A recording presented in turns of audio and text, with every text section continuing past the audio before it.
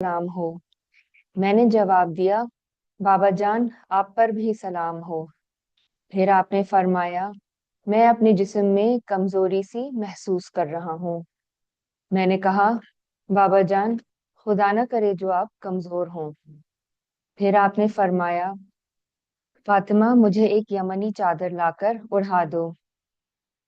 मैं यमनी चादर ले आई और वो मैंने बाबा जान को उड़ा दी। मैं देख रही थी कि आपका चेहरा 14वीं रात के चांद की तरह चमक रहा है। अल्लाहुम्मा सल्ले अला मुहम्मदिन व आले मुहम्मद।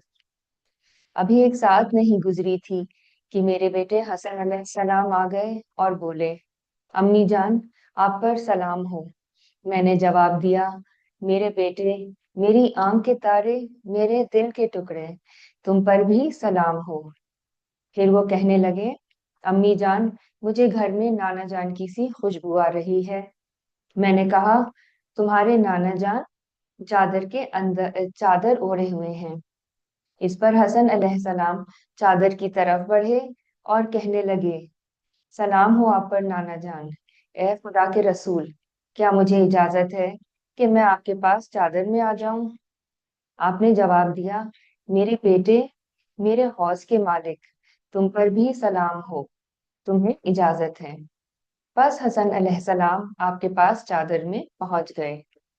एक साथ नहीं गुजरी थी कि मेरे बेटे हुसैन अलैहिस्सलाम आ गए और कहने लगे, अम्मी जान आप पर सलाम हो।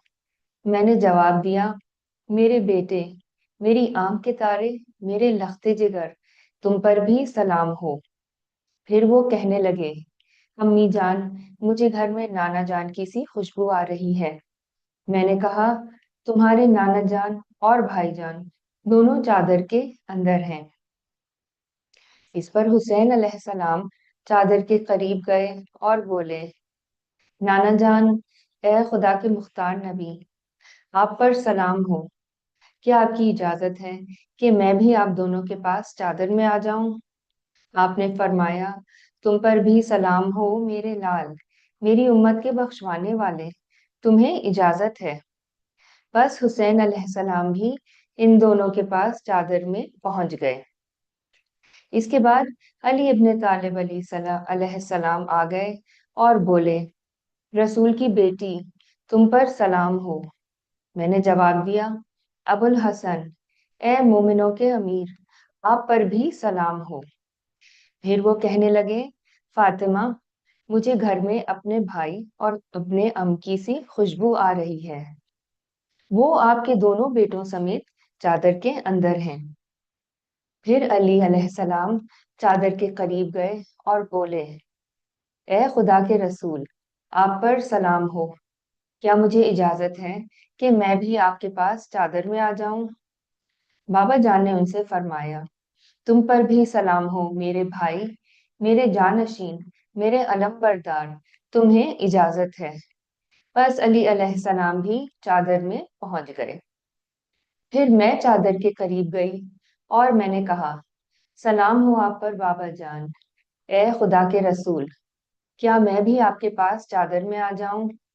बाबा जान ने फरमाया, तुम पर भी सलाम हो मेरी बेटी, मेरे पारा जिगर, तुम्हें इजाजत है। चुनांचे मैं भी चादर में चली गई। अब जो चादर में इकट्ठे हो गए तो बाबा जान ने चादर के दोनों किनारे पकड़े और दाएं हाथ से आसमान की तरफ इशारा करते हुए फरमाया, ए खुदा, ये मेरे अहले बैत हैं, ये मेरे खास लोग और हामी हैं। इनका लहम मेरा लहम है और इनका खून मेरा खून है।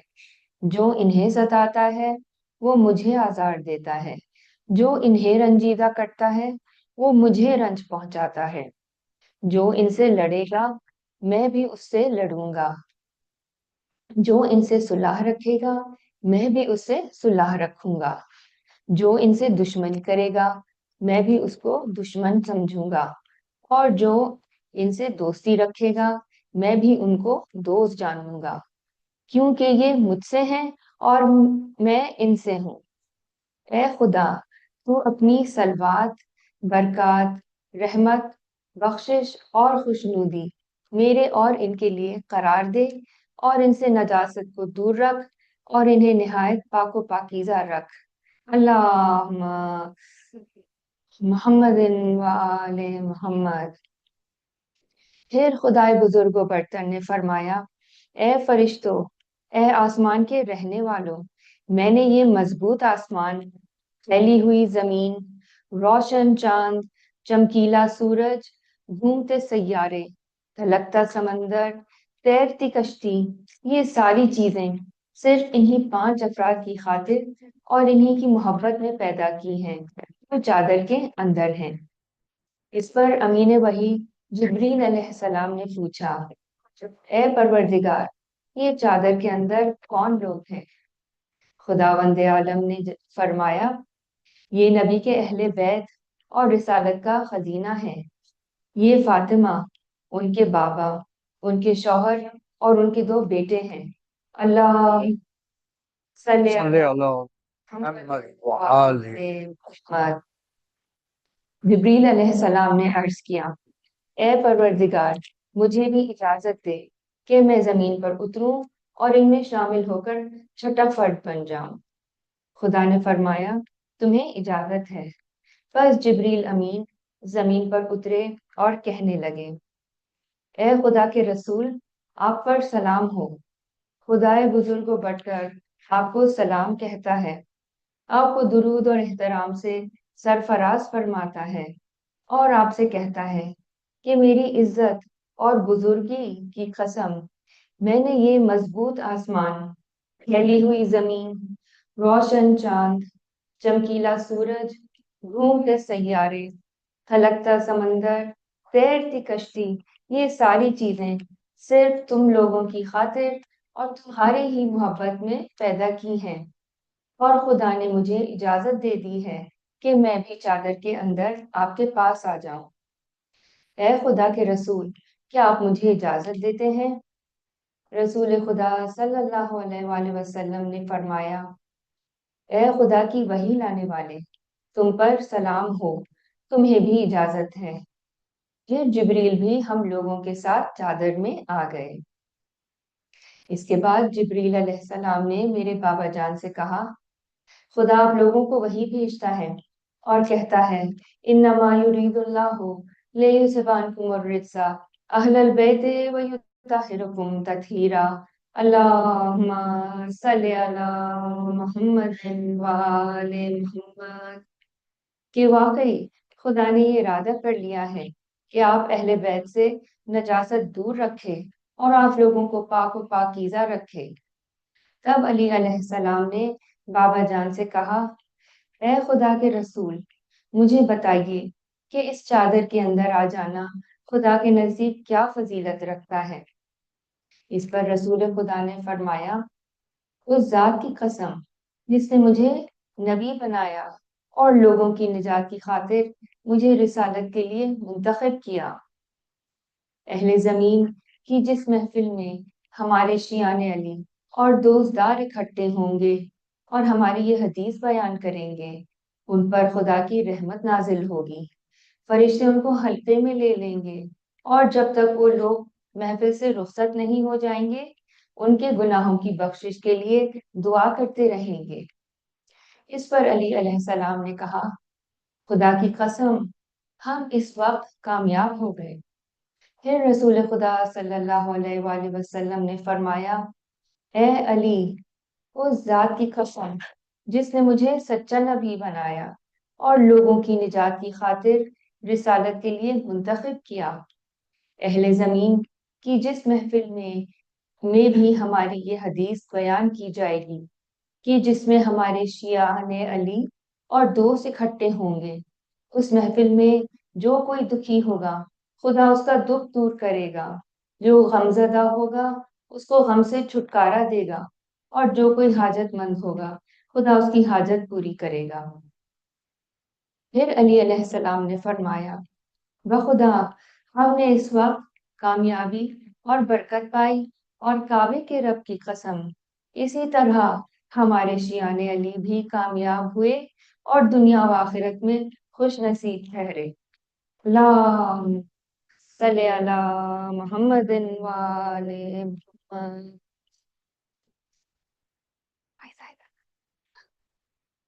सल्ले अला मोहम्मदिन वाले मोहम्मद।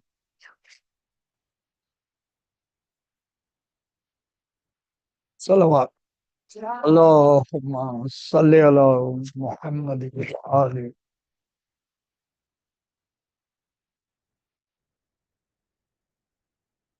آه آه ماں کہتی تھی کیا کیا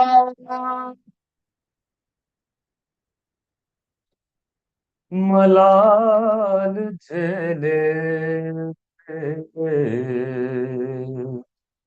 ہوں گے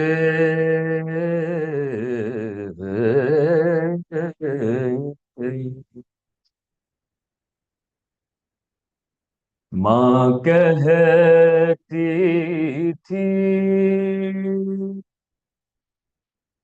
کیا کیا عمل جھیلے ہوں گے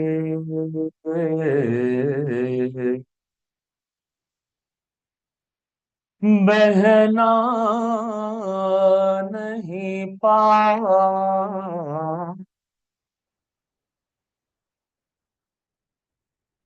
بہنا نہیں سے کھیلے ہوں گے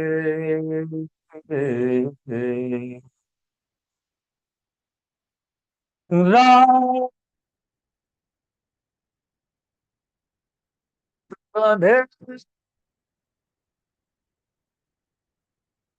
ڈرونا جنگ رات ہے ڈرونا جنگل اس گھر میں قبر میں اکیلے ہوں گے اصغر میرے قبر میں اکیلے ہوں گے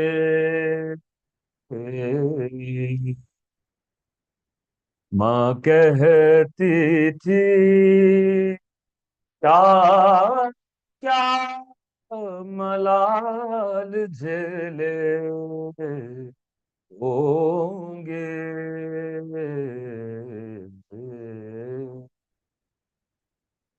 فاتحہ. اللهم صل على محمد وآل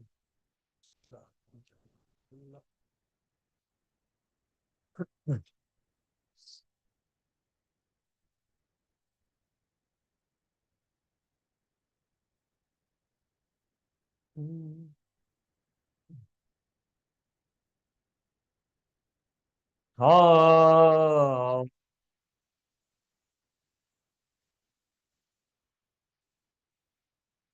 اے رونے والو مقتلے شبیر دیکھ لو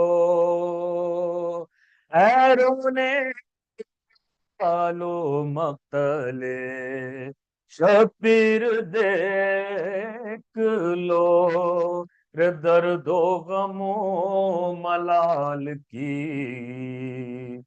تصویر دیکھ لو کھودتے ہیں تربتے بے شیر دیکھ لو، صبر و رضا سرورے دلگیر دیکھ لو، صبر و رضا سرورے دلگیر دیکھ لو، راہ رضا میں دل پر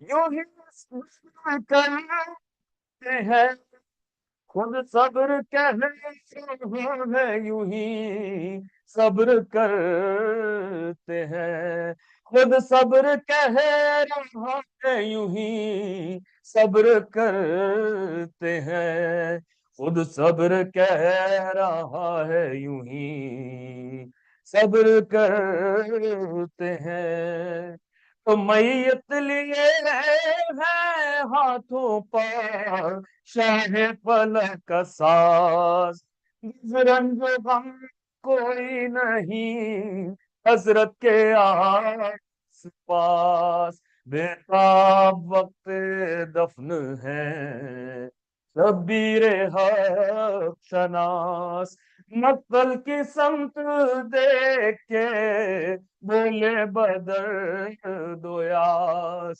مقتل کی سمت دیکھ کے بولے بدر دو یاس، بے عباس اب سنبھالو دل پاش پاش، قبر میں اصغر کی لاش کو، قبر میں اصغر کی لاش کو، آؤ اتارو قبر میں اصغر کی لاش کو، آخری مصیبت بھی دیکھ لو، کی ہمت بھی دیکھ لو، اور ذرا بھتیجے کی صورت بھی دیکھ لو،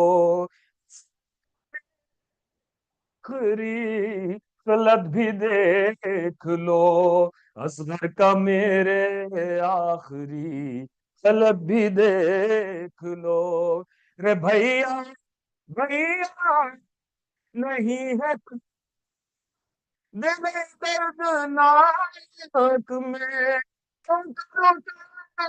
چاند کو ہم اپنے خاک میں کیوں چھپائے، چاند کو ہم اپنے خاک میں کیوں کر چھپائے، چاند کو ہم اپنے خاک میں، اور بیٹا تم ہو اکیلے پر یہ سنسان ہے مکان، مجھے ناس پاس ہے نزدیک ہے نماں، تم تو علی کے پوتے ہو ڈرنا نہ میری جان، بیٹا حافظو ناصر نگاہ باں، بیٹا تمہارا حافظو ناصر نگاہ باں، رہنا پسند آئے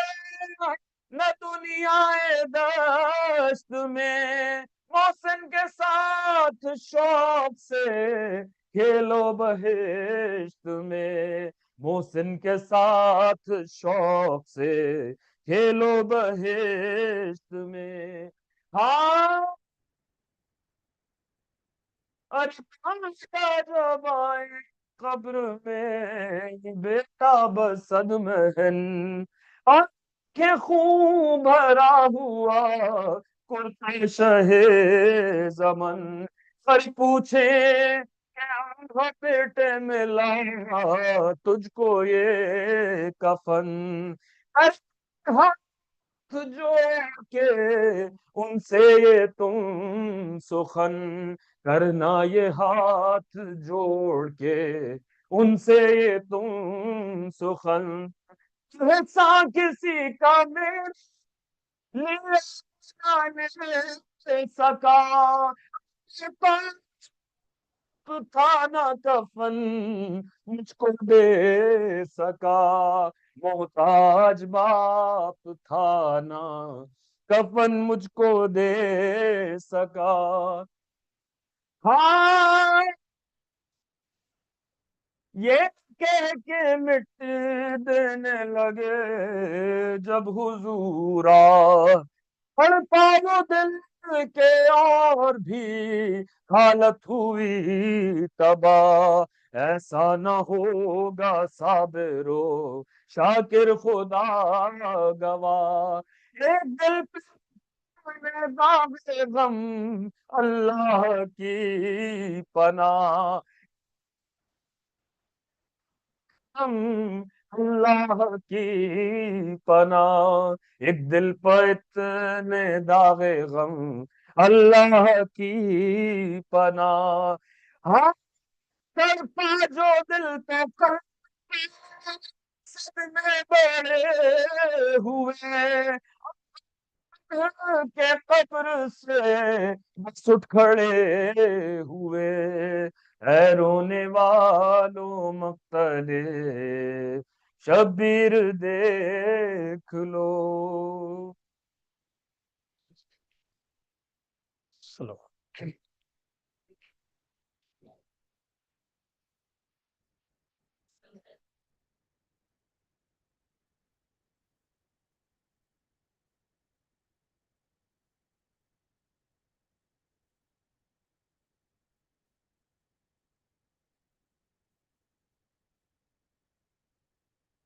اعوذ باللہ.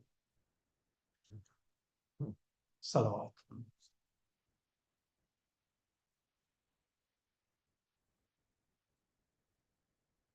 اعوذ باللہ السمیع العلیم من الشیطان الرجیم. بسم اللہ الرحمن الرحیم.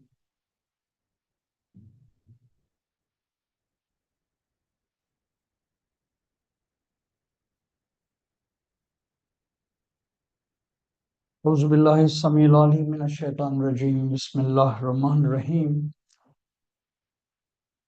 ان المسلمین والمسلمات والمؤمنین والمؤمنات والقانتین والقانتات والصادقین والصادقات والصابرین والصابرات والخاشعین والخاشعات والمتصدقین والمتصدقات والصائمین والصائمات والحافظین فروجهم والحافظات والذاکرین اللہ کثیرا والذاکرات اعد اللہ لهم مغفرۃ واجرا عظیما. صدق اللہ مولانا العظیم. اللہ صلی علی محمد وآل. It is a magnificent tribute to the glory and the greatness, the completeness and the mastery and the majestic beauty of the Quran that it contains a verse like this. This is chapter 33, Surah Ahzab, verse number 35. It is an almost democratic gender equivalence of spirituality. A way in which, in the words of Allah, men and women are equal at every level that matters. All the others, as we shall see inshallah, all the other dimensions of men and women in relationship to the divine are social, psychological, biological. In the one dimension that matters, they are both equal. I will offer a rough translation of this, but I invite all of us today to reflect on this in our own time, in patience, in time. Chapter 33, verse 35.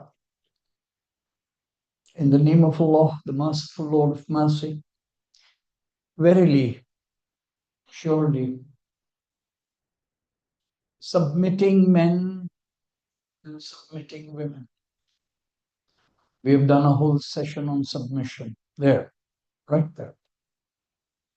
Believing men and believing women, devout men and devout women, truthful men and truthful women, patient men and patient women, and humble men and humble women, and charitable men and charitable women,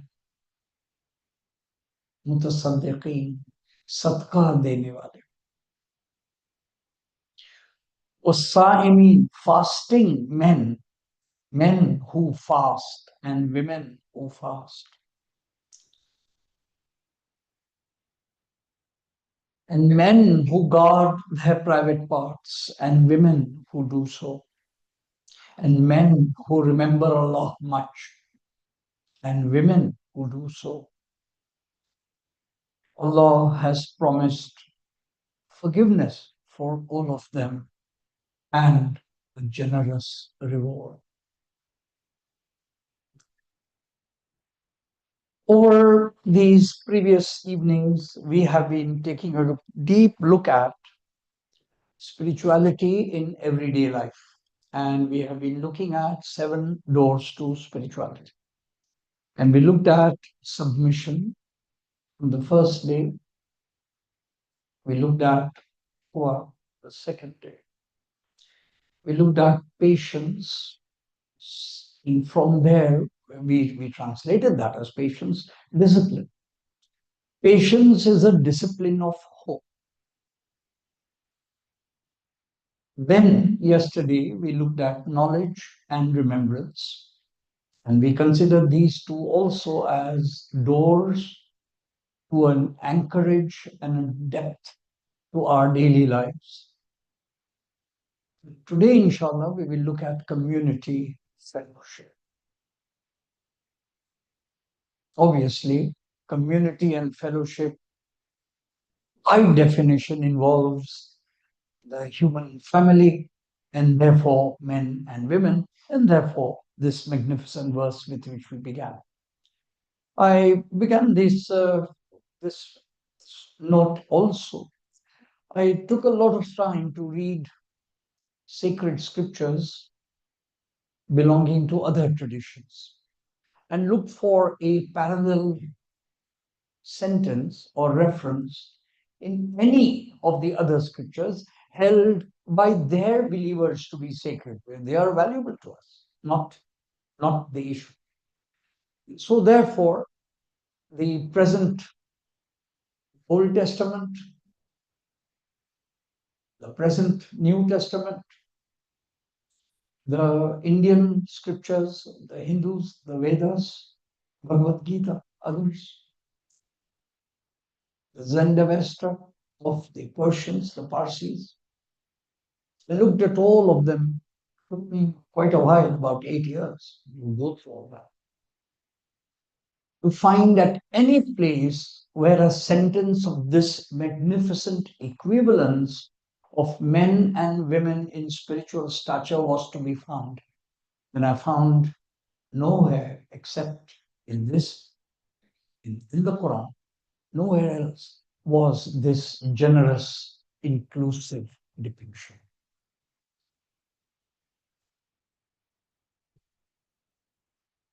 So, to pull together the themes that we have been doing, there is one theme that will be my transition to our subject for today. And it is, I said just now that patience is the discipline of hope. In passing, 2 days ago, I shared with you a new word, not yet in the dictionaries, but it will. Hopium, the evil twin of hope. It is all very well to have hope for the future. That's positive. But then there is this hopium. And I gave one feature of it. I've got the scholarship here, which which I'll share with you. Hopium has three features. Number one, this is people are guilty of hopium when they have a comforting vision of the future that requires breaking the laws of physics, biology, or ecology. When you know for sure that you have overshot the limits of what this planet can sustainably grow. We will be talking a lot about collapse. When people keep thinking that we can maintain our lifestyles, no matter how much deforestation, destruction, deviation, no matter how much genocide, ecocide we cause, we will continue doing this until, as one senator, US senator put it, until the lights go out on our party. We will not restrain ourselves from misbehaving. We will just continue until the lights go out, until the collapse comes. One meaning. Second, an addiction to false hopes. That is impossible to realize hopes. When we have these insane ideas of utopias, when the vision we give to the future of our children is the same unsustainable exploitation of the planet, and yet we think that, oh yes, we will, that kind of unsustainable, irrational vision of hope. And a third, the irrational and unwarranted optimism that promises short-term relief but delivers crushing disappointment and despair when reality inevitably waits. So we can have short-term measures. A very simple thing, we all know that the straw that breaks the camel's back, we all know that it does. We can keep on loading the camel until we do actually make the camel unfit. There is a point when overspending will lead us into huge debt. There is a point when we will have impossible to return debts. There is a limit to how much other people can support. It is to continue having a hopeful demeanor despite the obvious facts that you are running on empty. You are running on false hopes. This is hopium. Without this is hope. And this brings me to my theme for today. Ladies and gentlemen, and all well-wishers, Islamic philosophy has offered an incredible vision of clarity, long time, and today we will be putting it into some practical use as a tool. As I mark this transition, salawat.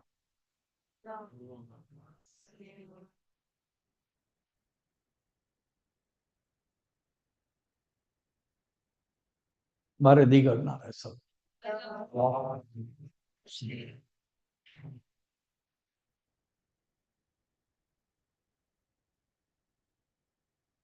Islamic philosophical masters have, from the earliest days, from a few poems recited by Mullah Kainat himself, and perhaps nothing better than to begin from there. The Imam Ali alayhi salam to his son recited these couplets. I'm offering the English translation. He said, the disease that you have is in you, and so is the cure. The cure is within you. The problem, physical problem, ailment is within you. But you do not see it. The ailment you feel in the cure is within you, but you do not see it. You think that your physical body is just, you think that your physical body is a small thing, but it is not. An entire universe is wrapped up in it. An entire universe is wrapped up. This is the line. From there, we get the word Alam-e-Kabir and Alam-e-Saghir. From there, those who have been following the study of the Quran over the years under our gatherings, the microcosm and the microcosm. The microcosm is the universe made small. The macrocosm is the human being, our inward universe on a large scale outside. Masters say that there is an exact correspondence between the realities of the outward world and the realities of the inward world. And so, therefore, the Alam-e-Kabir and the Alam-e-Saghir, the big universe out there, reflects the inward universe within each one of us. This microcosm, macrocosm tool is a central tool to understand the human significance. If you take this linchpin out of it, it turns out that human life is an accident, as indeed many people think so, that it is a freak accident of a chemical reaction that happened over several billion years ago, and it is purely an accident of nature. And if a couple of 100 million, 1,000 human beings pass away, what difference it doesn't matter. That kind of, shall we say, insignificance of human life is not tenable. In the spiritual universe of all traditions, it is human life is work, is a complete universe. So, to expand on this metaphor, we will benefit from the collapse literature. We live at a time of huge and total collapse. And this outward collapse of the universe signifies some major breakdowns within. It will be my effort to share with you some of this. And I assure you with regret, some of this is very, extremely painful, and it will make us very morose and quite depressed. But the point is, uh, no cure is possible if you're not willing to hear the diagnosis. कोई इलाज मुमकिन नहीं अगर तशखीस सुनने का हौसला नहीं. तो हमें अगर कि ये हालात आ गए हैं तो we have to take it and we have to say it with robust honesty that there is something planetarily wrong. There is something gone awry and we need to accept it. Only then will we be able to turn it around. Though even there people say that we've missed that point as well. Okay. So the collapse.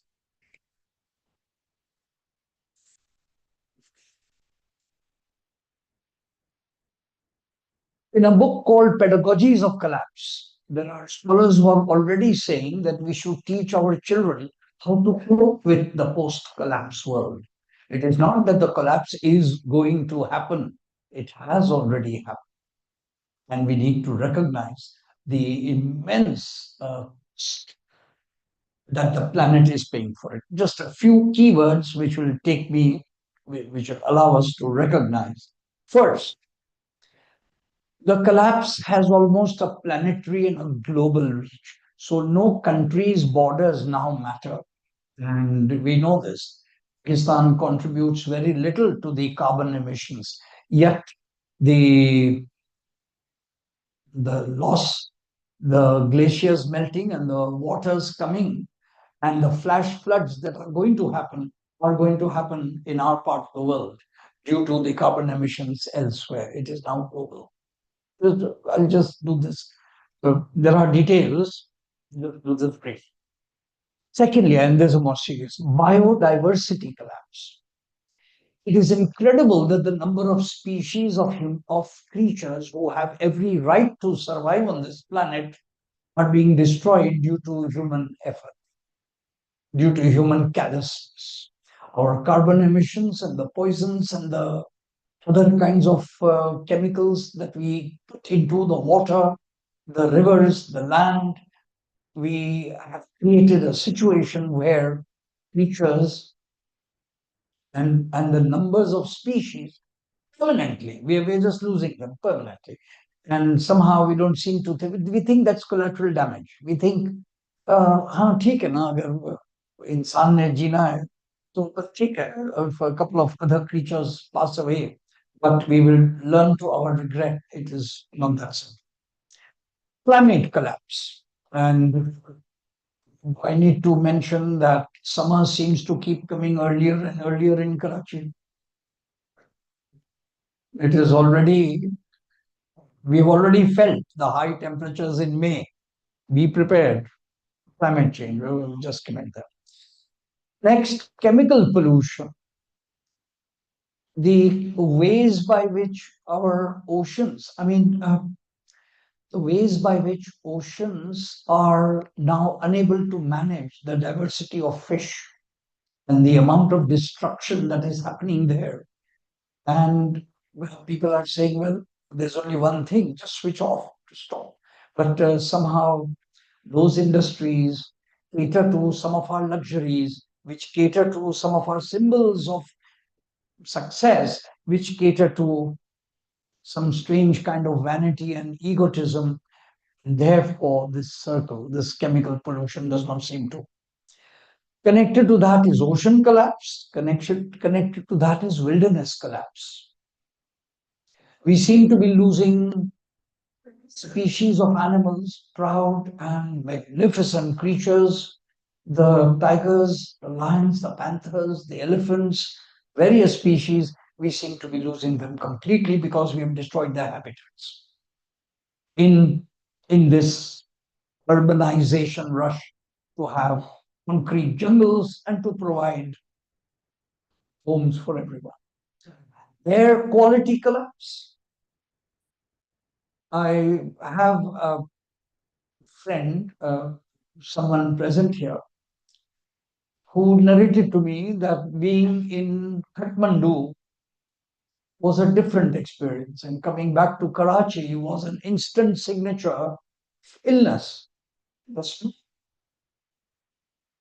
The carbon, the air just hits. So it is only when you have been in clean air, northern areas, that you recognize the air pollution that we take for granted. There are limits. After that, the consequences will come. The biosphere collapse, the ozone layer, and the various other things. Once upon a time, we used to worry about that, but the pandemic paid put to. And finally, the socio-economic collapse, the collapse of our relationships and the collapse of our family and our structures, ways by which the human bonding that makes us human itself seems to be put under question. All these are the outward signs of collapse. Each one of them outward corresponds to something inward. Salawat.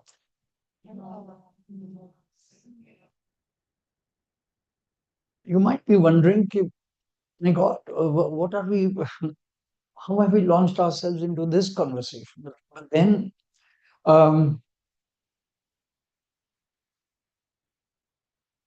from the Jataka tales of Lord Buddha comes this strange story. In a village where fire was burning the homes, one person, the homes were burning all around him. One particular person happened to be shielded by the breeze, then the flames weren't going into his house for those few minutes. And Lord Buddha said he was standing in the veranda looking at the homes left and right, all burning. And somebody asked him, how's your home? He says, oh, I'm fine. I'm okay. We are like that. We are like that middle hole, whereas just a kick of the breeze and the breeze is going to take us all.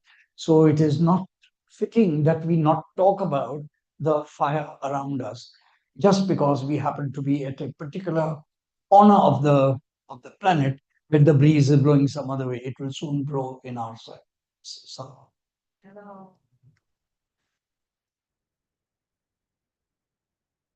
so what does all this portend, all this outward collapse portend? I've said just now, Alam Kabir, Alam Saghir, the universe outside reflects the universe inside.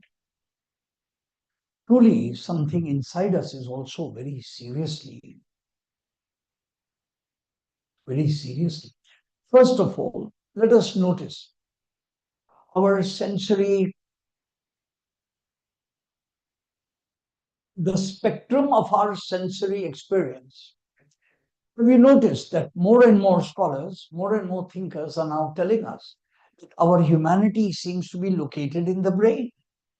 Somehow only the brain matters.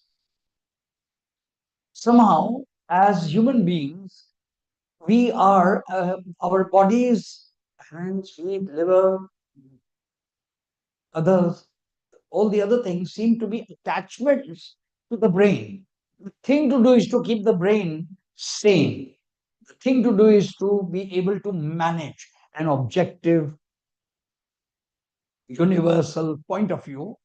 And other than that, yes, if your bodily sickness and other things are there, we will take you to the hospital. But once again, it is the brain of the doctor that actually cures you. So actually, everything comes down to the brain, not the soul, not the mind, the heart. And then, because this cycle is, as we can see, all the other collapses on the outer world turn to a collapse inside. If my humanity is located only in the brain, it is a one short step to go from there to then cut down to the enzymes that feed my brain. So now people tell me, oh, you actually, it isn't even your brain, it's the dopamine. It's the hit you get from the doom scrolling and the likes that you get that make you feel those bubbles. So now it isn't even me. It is not even me getting a response. It is the chatbot and the algorithm deciding the impact on my brain. Okay, so now it is not even that, it is oxytocin, the love enzyme. So now, talk about the reduction of humanity and talk about the destruction, and you see them in an exact mirror position that far from saying, as the Quran does, Surah Maida, chapter 5, whosoever takes a life is as one who kills all humanity, and whosoever saves a life is one as one who has saved all humanity. Each one individual one of us is equal to, in value, to the rest of us. From that point of view, look at the incredible reduction we have to oxytocin and dopamine. And now we need to have detox from those.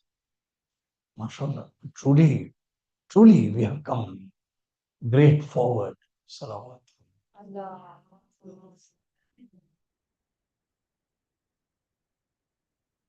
So, by way of quick recap, in order to bring this conversation to some kind of takeaway,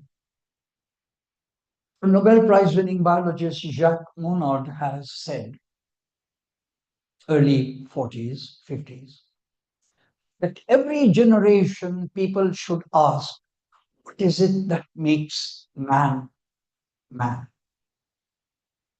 What is it that makes man man? What is it that makes us human? Every generation should ask this question to itself. And Jacques Monod, a Nobel Prize winning biologist, has said that every 25 years, each generation should ask, what is for us our threshold of humanity? What is it that makes us human? And sadly, our generation's answers does not seem to be anything that involves memory, that involves an investment into values. That's something that teaches us a long-term belonging, loyalty, a way by which we are able to say, here I stand, I can do no other. Famous sentence. Convictions, such things don't seem to matter. All that matters are the gloss and glimmer of moments that come and go, and therefore nothing adds up, nothing builds up, and therefore no tradition, and therefore no tradition of values. So, what is it that makes man man? Seems to be answered. We don't really know because we can't hold the question in our mind long enough to be able to formulate an answer. Because we don't think in stories, you see, we think in sentences. Sentences are random, unconnected, and therefore we only think, and perhaps not even sentences, just individual words. And that's the kind of reduction where we have brought ourselves to our humanity. So,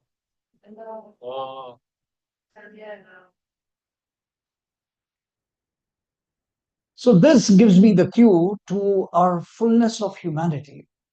And that fullness of humanity now is my cue to understanding what is it. We began our discussion today with men and women and the spiritual calibration of goodness and good deeds that make a spiritual relationship for which we deserve hope to Ajrun Azim, a generous wage, a generous return. This manhood and womanhood is something we need to understand more deeply. My teachers tell me that masculinity and femininity are present in each individual, regardless of our biological masculinity and femininity. Please bear with me. This thought is interesting, which will be our transition to the noble women we wish to remember. किसी भी बाप की का असर जो अपने बच्चों पर है वो उसमें तो है कि बाप की तरफ से एक सख्त नजर है, बाप की तरफ से बस एक आवाज है और एक डिसिप्लिन है। लेकिन अगर शफकत नहीं वक्त पर, अगर नरमी नहीं वक्त पर, तो वो फिर बात नहीं है, वो मर्द वाली बात नहीं है, it's toxic.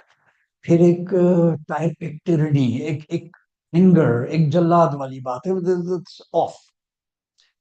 So true masculinity means that one has internalized a feminine softness at the right time.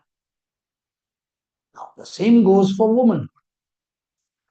No mother, however much loving and doting she is, if she cannot be strict at the right time, if she cannot say no at the right time, she is not a good mother at all. In fact, in the literature on parenting, you often find that the word mother has an S prior to it. It's mother. The mother has mothered, pampered the child so much that now the child is lost. So we know pampering, yes, love and love, pyar, yes, but at the right time when the child crosses a line and the mother is able to say, nothing doing. If she's not able to say this, if she's not able to be firm, that's her masculine side. She's not a good mother. I hope I've been able to bring you to this balance. The proper parenting involves a balance of masculinity and femininity in both the parents. So it will be a way by which let's pause on this because these are themes which they open up entire subjects for us to a lot of thought there. Consider the toxic masculinity of some scholars, Muslim scholars, Islamic scholars, who pass judgments which are extremely misogynistic. For them, all evil seems to come from women. For them, the woman on a motorcycle is a threat to Islam. I mean, if you talk to them, they say, yeah. There are people who study these things and they said, and here is something I'm saying with full authority because I have chapter and verse on this. It is interesting that if you were to look up the biographies of some of these extremely die-hard misogynistic scholars, Islamic scholars, inverted commas, you would find their childhood was bereft of woman. They were orphans. They were handed over to a male madrasa. They never had a sister, a mother, someone to look after them when they were young. They were totally, there's something wrong with them. There's something missing. एक मोहरा गायब है उसमें, in their humanity, in their, and that is how 30 years later, 40 years later, they spout such filth and they read the religion with such sick masculinity that you then realize, as somehow Hazrat Ibn Arabi somehow captures it, if you make me a model of society, you will only show me a model of yourself. What you are telling me about the way society is actually you're telling me about the way you are. And that is exactly how some of these things fit into our culture. Anything more than that, I will have to start taking names, so I will pause there. So, but we now understand how serious it is. Toxic masculinity, parading as Islamic scholarship, can do enormous harm. It can turn off people. Big subject. So, in this today's gathering, I would be remembering fellowship community, and all fellowship in community is connected to women. One of the opening words of the fifth para, all the 30 paras of the Quran have a kind of a signature. That word, wal muhsinat, is a very good word. It's a feminine gender word of the women who are fortresses, the women who keep the fortress. And my teacher explained this, that actually, and I always marvel this in women's conversations when they talk about relationships. भाई तुम्हें वो फलां से मुलाकात है ना, वो असल में है ना, वो फलां साहब जो थे ना, वो फलां के वो उसके मामू, तो उसके मामू के भाई के वो जो है ना, उसके वो बेटे. And you look at the men and their faces and they are lost. For men to remember 2 generations of their own children is a struggle. I admit, myself. It is the women who keep the society knotted together in webs of relationships. It is the women who remember all the relationships and hold the bonding. It's a web. And in that web, it is the memory of women and their roles that keeps them there. And so, therefore, I turn to 3 great women, Sayyida Khadijatul Kubra, Sayyida Fatimatul Zahra, and Sayyida Zainab. The granddaughter, the grandma, the daughter, and her daughter, who will be for a few minutes, our reflection today. Salawat.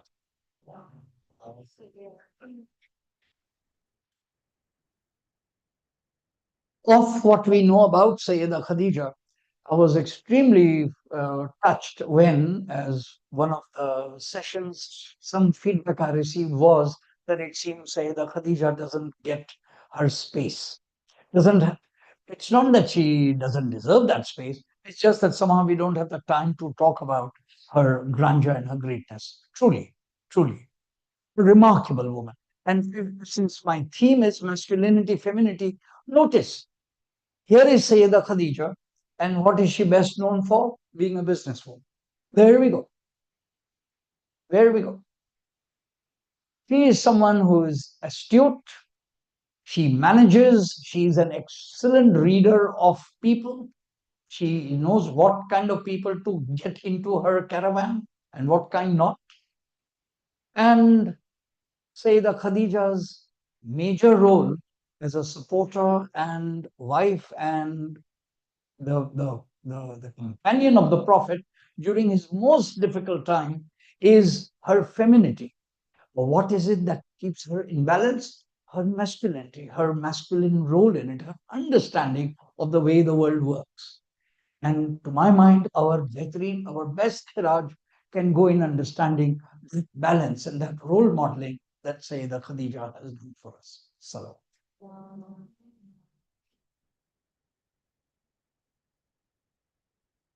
We come to Sayyidah Fatima Zahra, and our immediate kind of nuance with her name is of fragility, is of softness, shyness, introversion. Somebody who's not given to public speaking. In one of our previous talks, we said somebody had raised this issue. How is it that Sayyidah Fatima Zahra is not a reporter of hadith? She lived in the same house. We should have had so many hadith. Why don't we have Sayyidah Fatima being a ravi of the events of or the words of the Prophet? And a very powerful way of understanding is, you see, what is hadith? The technical meaning of the hadith. It is the call, fail, and qrar rasul. Qrar here is with the kaf, the silence. It is the speech of the Prophet, the deeds of the Prophet, what he said, what he did, and what he kept quiet about.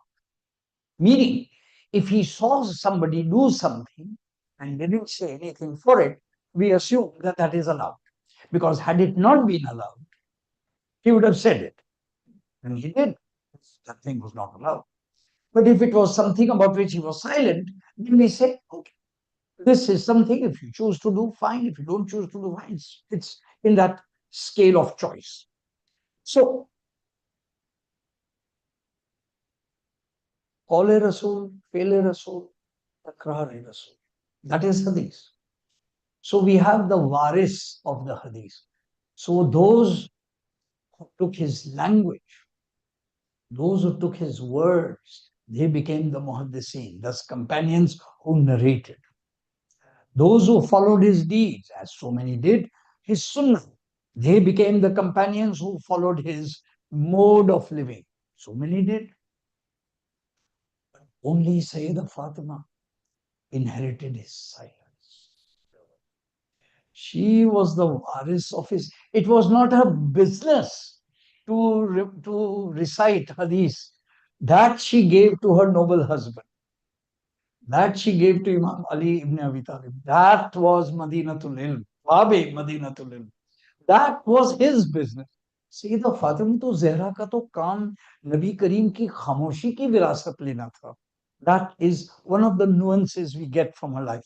And yet, after the Prophet, she does one manly thing. The only manly thing, there are others, I'm sure, but not the decision to go to the court, to go to the first caliph and say that I need to talk to you about Fadl. Now, that going to the court and that going to is a highly manly decision, and Sayyida's incredible masculine feminine balance comes out in that moment. You understand immediately the details. Salawat.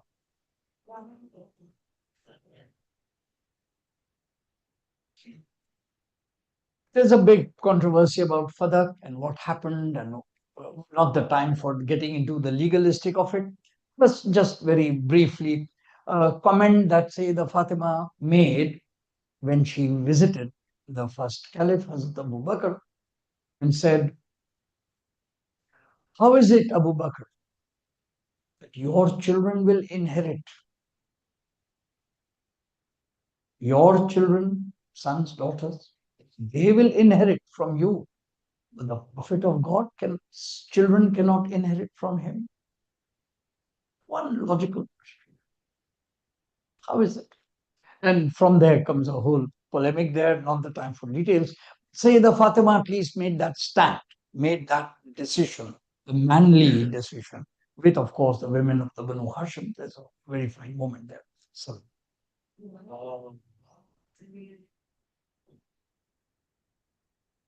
and finally, we come to Sayyidah Zainab.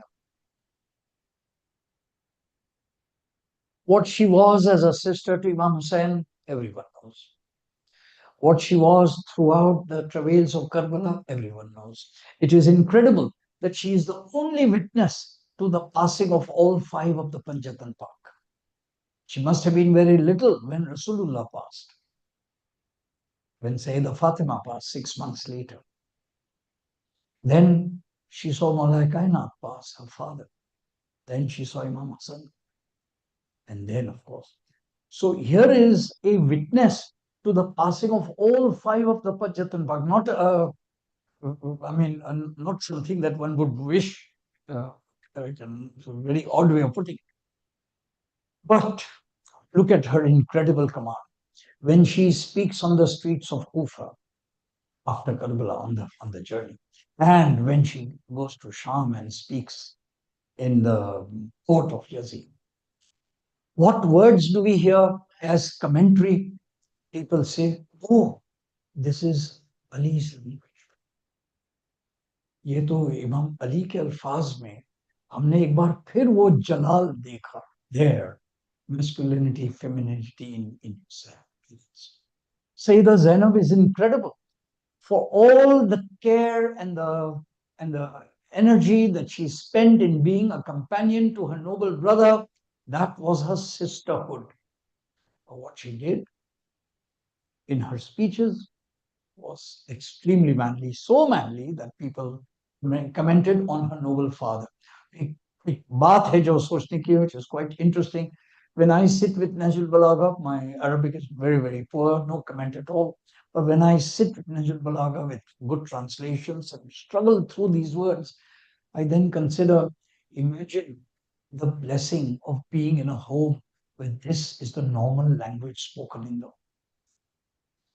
Surely that is how Imam Ali must have conversed. That is how the conversation must have been. And that then is a promise that if at all you go to Najaf, and if at all you go to the home of Imam Ali, and if at all you go to the Masjid Kufa, and if you go to that environs and you pause there and you think, you imagine, this was the atmosphere in this space where those words were spoken. Salam.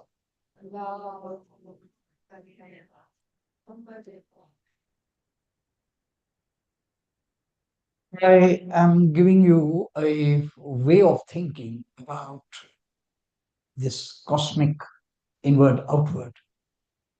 In the words of a recent scholar, one way of dealing with this cosmic collapse, one obvious way of dealing is denial, to say samachai. That, of course, is not a mature response. But one powerful tool that is emerging from this is not to consider the whole of the universe in yourself. That metaphor is a very huge one. Something more humble, something more basic. And I would like to share that with you. Take that as a moment before I move to the last part of today. The microcosm, macrocosm. The masters have said that the light of reason within us is like sunlight. The light of emotions within us is like moonlight. Our blood streams is like the rivers. Our hair on our skin is like trees. They have worked out the correspondence of each dimension within to a dimension outside. Now that makes us belong to all of nature, and a big subject. But a modern 21st century tool that allows us to deal with our humanity and this collapse is a metaphor of a bus. Imagine that there is a bus within each one of us. We are all a bus. And if you think about it, a bus has a driver. And a bus has passengers. And some passengers are very loud. Some passengers are in the middle of the bus. They only speak up at odd times, otherwise they keep quiet. Some passengers are at the back of the bus, sometimes not even visible, but sometimes visible. What are these passengers? These passengers are the clusters of memory that we carry along with us that decide on our behalf every choice we make. Subtle thing, be with me. Let us benefit from the exact language of the scholar who has given this to us. Here it is. The bus has a driver and many passengers who embody what has marked one's lifetime. Childhood events, unprocessed traumas, significant others. I have found myself sometimes doing things because of a voice in the head of a person I admired that made me choose that. Whereas I can go critical and say, but maybe that person didn't mean that. Why are you applying that over here? That is, and somehow we seem to be uncritically doing things. The bus means we are not singular at all. We are plural. The bus means there isn't just one me, a bus, the person in control, the rational, sane, the person who's figured it all out, the person who is not unsure of anything, the person who's sure of everything. Bus metaphor allows me to recognize there are parts of me which are ambiguous, parts of me which are unknown to me, parts of me which are confused. And to accept all that as part of my being is to be an authentic being. The bus metaphor is a remarkable way of recognizing I don't have to be clear all the time. I don't have to be rational all the time or in control all the time. I don't need to have this mask of grandeur and grace on me all the time. I too can be confused and mixed up. And when I accept that within me, I'm able to accept that in you. And only when I'm able to do this am I able to take all of us together forward on this journey out of this collapse. I like this one sentence. The basic premise of this methodology is that if we cannot hold space for the complexities within us, there is no chance for us to hold space for the complexities around us. A very good definition of friendship I came upon recently is,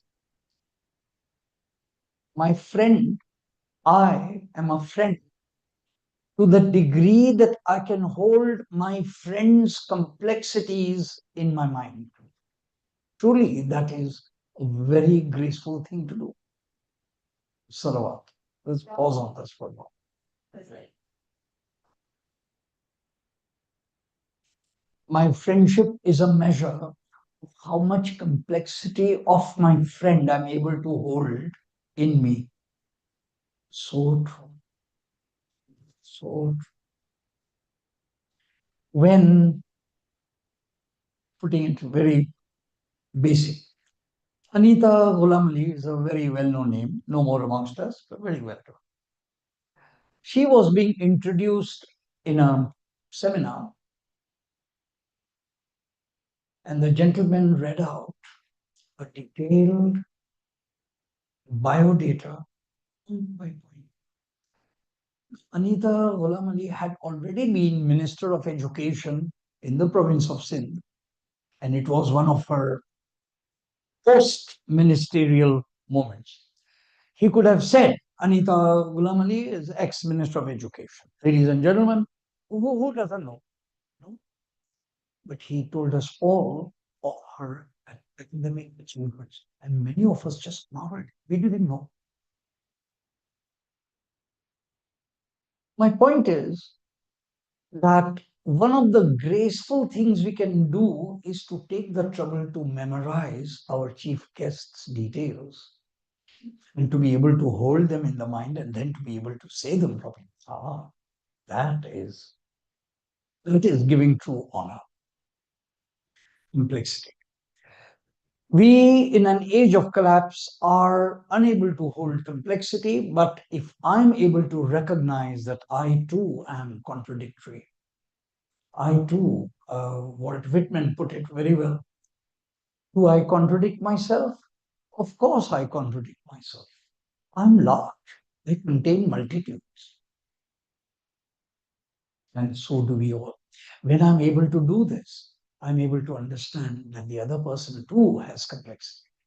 And that person too has ambiguity, unresolved traumas, childhood memories, wonder what. And therefore, with compassion and grace, I'm able to look at other people in humanity and then accept them as they are, not wanting them to be as I want them to be, Mazallah, but accepting them as they are. And only when I'm able to do this, am I able to take them along on this journey of this short journey that we have of our lives together. Salam.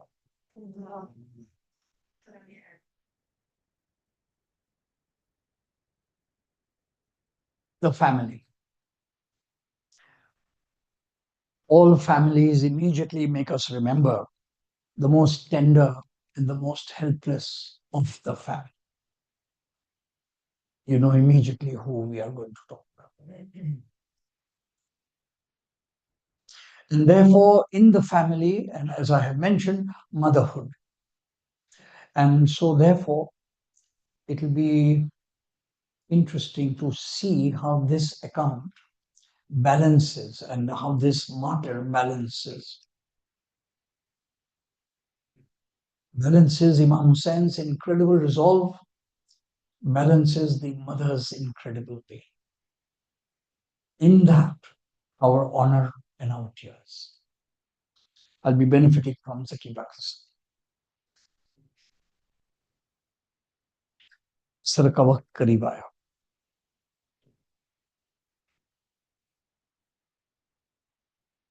मेरा हुसैन खैमे से बाहर आया और नजर आया यमीनन व शिमालन. दाहिनी जानिब देखा, बाएं जानिब देखा, आवाज दी, ए हबीब इब्न मज़ाहिर, ए मुस्लिम बिन औसजा, ए हानी, कहाँ? आओ मेरी मदद को आओ. तारीख कहती है कि कई हलकों से आवाजें आ रही हैं. मौला, मौत आ गई है, हम आए तो कैसे आए? ये आवाज खत्म हुई थी कि हुसैन की आवाज आ रही थी. कौन है जो हुसैन के कौज में मदद करे? कौन है जो हुसैन की आवाज पर लब्बैक कहे, जो हुसैन के मसलक पे चले? है कोई मदद करने वाला? जब कोई जवाब नहीं आया, खेमे में रोने की आवाजें बुलंद हुई. हुसैन खैमगाह की तरफ पलटे, आहिस्ता से आवाज दी, जैनब, अभी मैं जिंदा हूं, तुम क्यों रो रही हो? जैनब ने कहा, आपकी आवाज इस्तिगासा को सुनकर अली असगर ने खुद को झूले से गिरा दिया.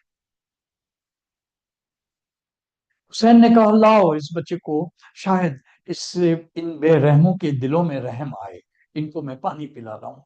बाप ने बच्चे का लिबास तब्दील किया, धड़कते हुए दिल से हुसैन के हवाले किया और एक जुमला कहा, वाली धूप बहुत ज्यादा है, साया की कर लीजिए. हुसैन बच्चे को लिए हुए अबा का साया किए हुए बुलंद मुकाम पर पहुंचते हैं.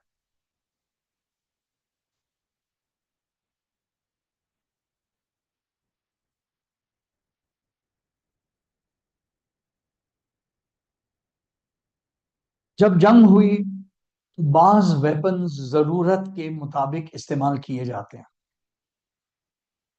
जो सबसे कवी असलहा होता है वो आखिर में इस्तेमाल किया जाता है. इमाम हुसैन के पास यकीनन छोटी फौज थी, लेकिन 3 अहम असलहे थे. एक का नाम है अब्बास, दूसरे का नाम अली अकबर, तीसरे का नाम है अली असगर. अब्बास कौन है? हू बहू शबी है अली. अली अकबर कौन है? हू बहू शबी है रसूल. अली असगर कौन थे? अब्बास को भेजकर हुसैन ने साबित किया कि ये लोग जो जो चौथे खलीफा को नहीं जानते थे, जिनके शानों को उन्होंने कलम कर दिया. हुसैन ने दूसरा असलहा पेश किया, उसका नाम है अली अकबर. अली अकबर शबीह रसूल थे. अगर ये मुसलमान होते تو کبھی علی اکبر پر حملہ نہ کرتے. ہم شبیہ علم کا اتنا احترام کرتے ہیں، لیکن جو رفتار و کردار اور شکل و صورت میں رسول سے مشابہ تھا، اس کے ساتھ فوج یزید نے کیا عمل کیا؟ حسین نے ثابت کیا اور مورخ نے کہا کہ لکھو فوج یزید میں کوئی محمد کو ماننے والا نہیں. اب حسین ثابت کرنا چاہ رہے تھے کہ آیا یہ لوگ انسان بھی ہیں کہ نہیں. ایک مرتبہ ننھے سے بچے کو مقتل میں لائے.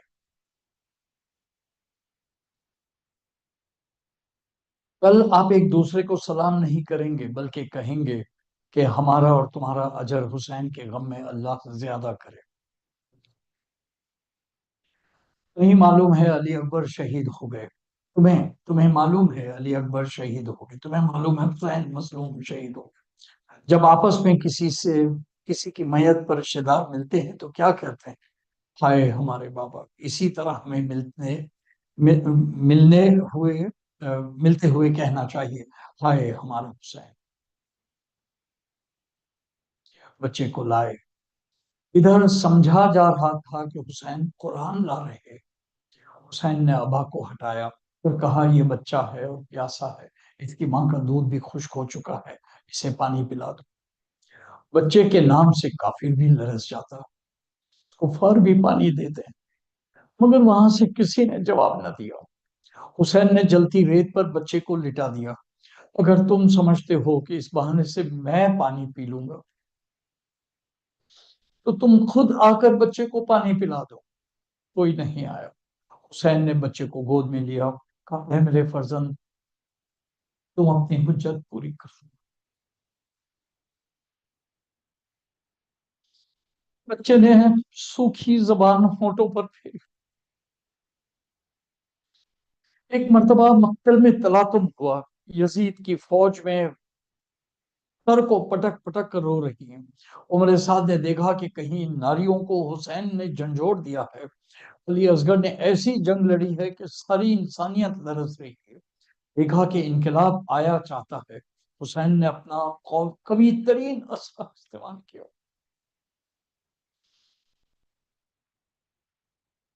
آواز دی حرملہ تا کلام الحسین. اے حرملہ حسین کے کلام.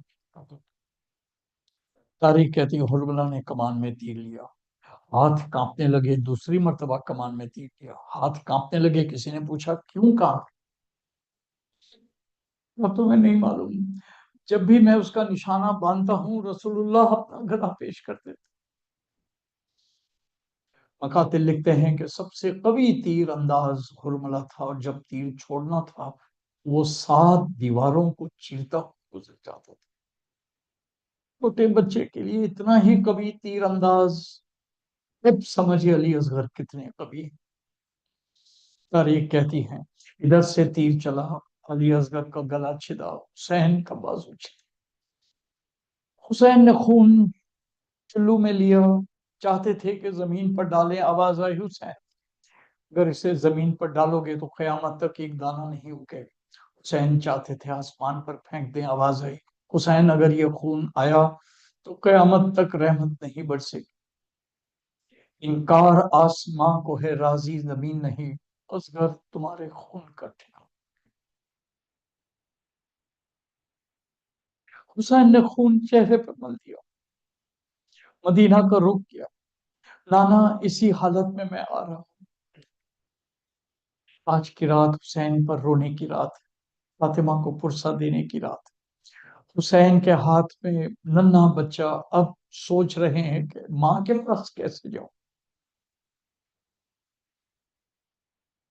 اسے ماں کے پاس لے جاؤں یا دفن کروں. کل اعمال عاشورہ میں ایک مقام پر آپ 7 مرتبہ آگے بڑھتے، 7 مرتبہ پیچھے. انا للہ و انا الیہ راجعون. یہ کیا ہے؟ جب حسین ننھے بچے کی لاش لیے ہوئے آگے بڑھتے کہتے جاتے تھے علی اکبر کی شہادت پر شیعوں کو یاد نہیں کیا، عباس کی شہادت پر شیعوں کو یاد نہیں کیا، لیکن ننھے علی اصغر کی شہادت پر ان کو یاد کیا. ایک روایت میں ہے کہ تلوار سے قبر کھودی اور ننھے علی اصغر کو دفن کیا۔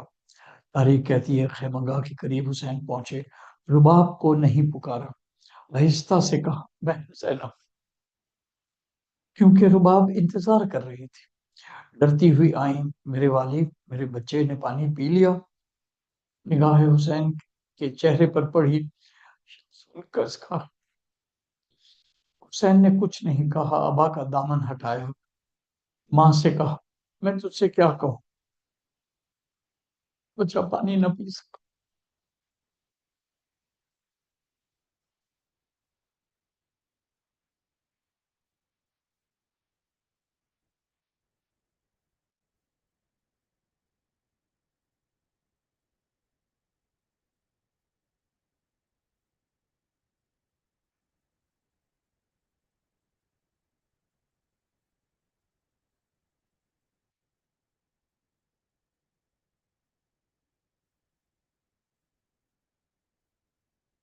روانہ نہر لبن کو جو شیر خوار ہوا، روانہ نہر لبن کو جو شیر خوار ہوا، زباں دکھانے پر گردن سے تیر پار ہوا، تڑپ کے ہاتھوں پہ حضرت کے ہم کنار ہوا، خزاں ہوا جو وہ گل تو گلے کا ہار ہوا، ادھر تو شاہ کو یہ صدمہ جگر پہنچا، ادھر مدینے سے صغرا کا نام بر پہنچا، لہو میں غرق کھڑے تھے کمر جھکائے ہوئے، سر کی ننھی سی میت گلے لگائے ہوئے، لہو بھرا ہوا دامن اسے اڑھائے ہوئے، کفن کی فکر میں خیمے کو منہ پھیرائے ہوئے، یہ حال دیکھ کے قاصد کی آس ٹوٹ گئی، ہوا یہ راشا کے فوراً مہار چھوٹ گئی، اتر کے ناقے سے آداب وہ بجا لایا، مگر حسین تھے بے ہوش کچھ نہ فرمایا، وہ نوح کرتا ہوا اور متصل آیا، نگاہ یاس سے منہ دیکھ کر یہ چلایا، قرار دو مجھے میں بے قرار ہوتا ہوں، حسین جان کے تم پر نثار ہوتا ہوں، کہو بقیہ اولاد مرتضی تم، امیر لشکر اللہ ہو مصطفیٰ ہو تم، غریب کوفہ ہو مظلوم کربلا ہو تم،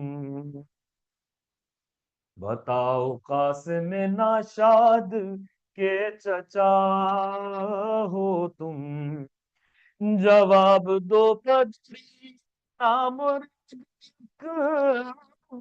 ہو، جناب حضرت عباس کے برا تر ہو، بہن ہے آپ کی زینب، سکینہ دختر ہے، ہرا بلا آپ کے لشکر کا حر صفدر ہے، وطن میں بیٹی بھی کوئی علیل و ششدر ہے، حضور کا کوئی ننھا سا لال اصغر ہے، سہیر اور حبیب آپ کے مصاحب ہیں، جناب محمد کے ماموں صاحب ہیں،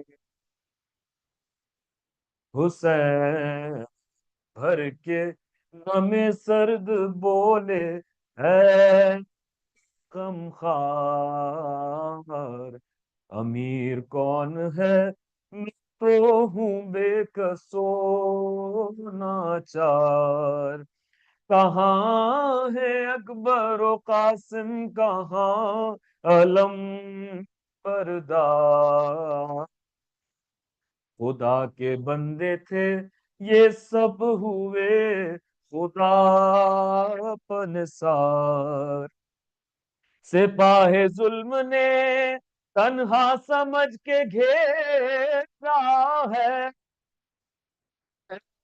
ہزار تیرے ہیں اور ایک حلق میرا ہے، ہٹائی چہرے سے اصغر کے خون بھری چادر، پسینہ موت کا ماتھے سے پوچھا سر تاسر، پکارے مردے کی آنکھوں پر ہونٹوں کو رکھ کر، لکھی ہے فاطمہ نے دیدہ بوسیے صغر، گواہ رہیو کے خاکے سے جھولتا ہے حسین، اور ان کے بھائی کی آنکھوں کو چومتا ہے حسین، بنا لوں ننھی سی قبر کی خجستہ سیر، تو لے چلوں پہ سر نوجوان کے لاش پر، تو پڑھی عاشائے اکبر پا نام خواہر، یہ کہہ کے گھوڑے سے اترے امام تھن و بشر، زمین قبر کی خاطر پسند کرنے لگے، مزار کھود کے نقلے بلند کرنے لگے، لہو سے غسل تو اصغر کو دے چکی تھی قضا، ملی بصورت کافور شہن خاک شفا، اتار قبر میں اصغر کا خون بھرا شام، لٹا کے خاک پر قبلے کی سمت منہ پھیرا، پھر اپنے چاند کو جب خاک میں چھپانے لگے، تو یاری کہا اور ہاتھ تھر تھرانے لگے، روانہ نہر لبن کو جو شیر خوار ہوا،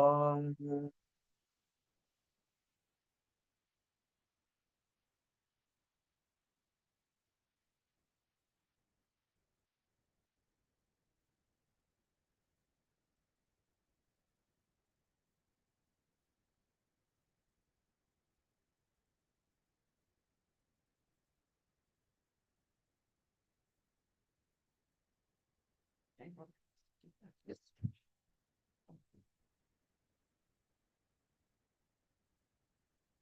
One more time.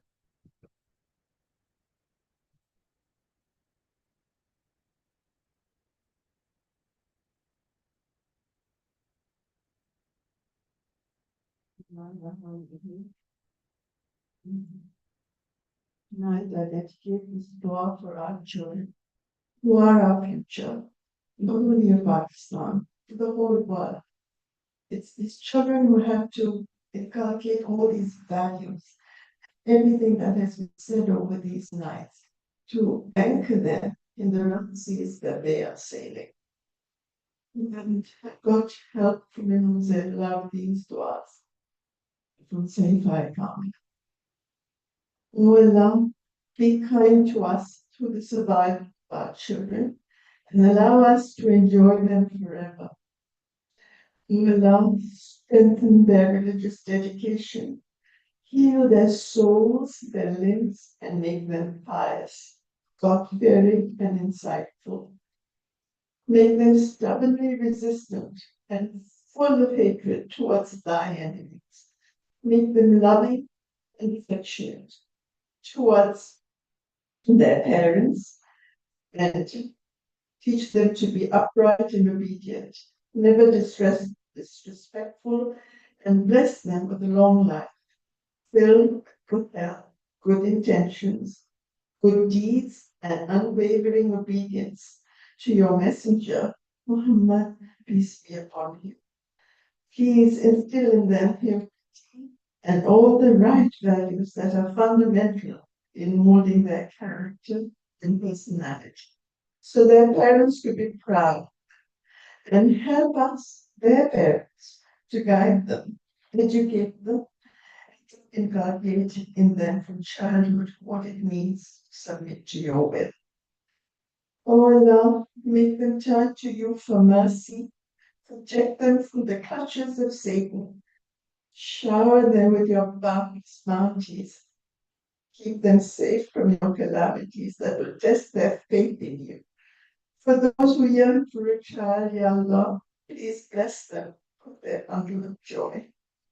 For those who are pregnant, let them have easy delivery and a beautiful, healthy child. Those who are ready for marriage, please find them a perfect spouse. O Allah, forgive our children's mistakes, for you are all forgiving. Your mercy is greater than their sins, and accept their good deeds, make them compassionate, and forgive us if we have not been there for them. I beseech you to grant them the highest level in paradise. Amen. Allahumma salli ala Muhammad.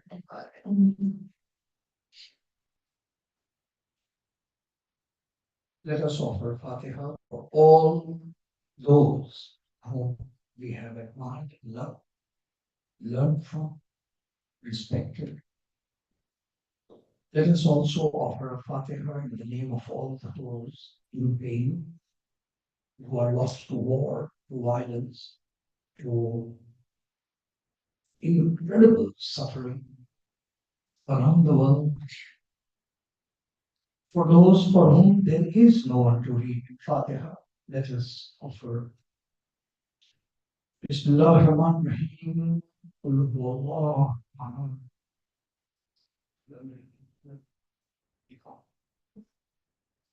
Bismillah ar-Rahman ar-Rahim. Qul huwallahu ahad.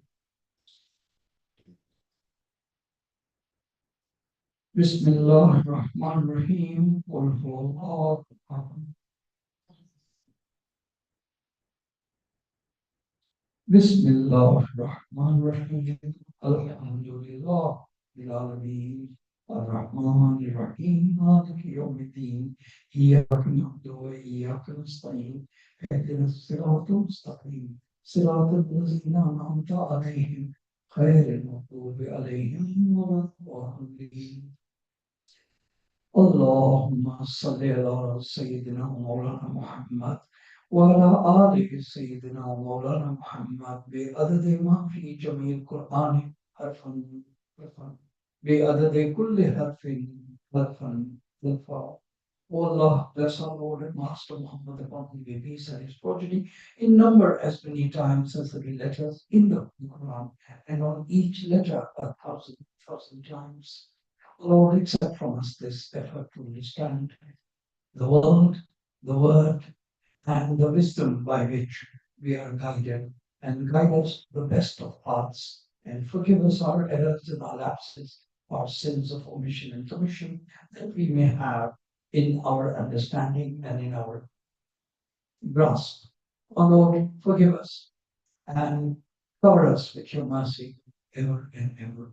Amen. سبحان ربك رب العزة عما يصفون والسلام على المرسلين والحمد لله رب العالمين. توجه زيارة.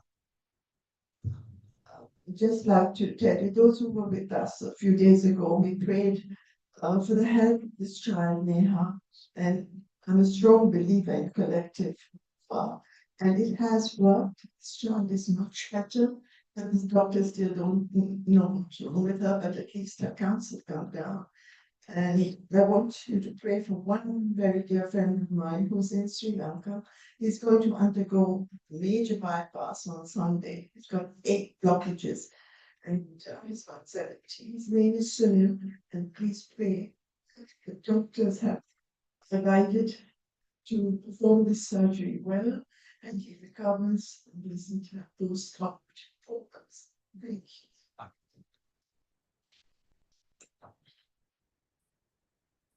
اللهم صل على محمد وعلى محمد. السلام عليك يا رسول الله. السلام عليك يا نبي الله. السلام عليك يا شفيع المسلمين. السلام عليكم ورحمة الله وبركاته. السلام عليك يا أبا عبد الله.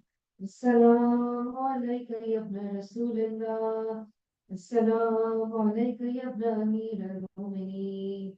السلام عليك يا ابن فاطمة الزهراء سيدة النساء العالمين. السلام عليك يا ابن خديجة الكبرى أم المؤمنين والمؤمنات.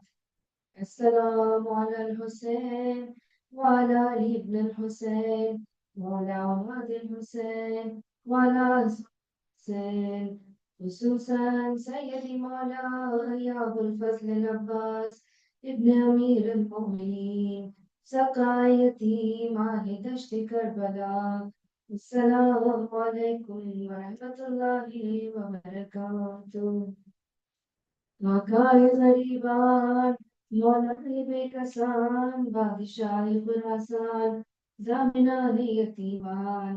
السلام علیک یا مغیث الشیعة والزوان والسلطان ابو الحسن یا علی ابن موسیٰ والرضا ورحمة الله وبركاته. السلام عليك يا صاحب العصر والزمان والأمان الأمان من فتنة الزمان. السلام عليك يا شريك القرآن. السلام عليك يا إمام الإنس والجان. السلام عليك يا شريك القرآن. عجل الله تعالى فرجك وسهل الله مخرجك وزبورك. السلام عليكم ورحمة الله وبركاته. اللهم صل على محمد نعرہ تکبیر، نعرہ رسالت، نعرہ حیدری، سینیت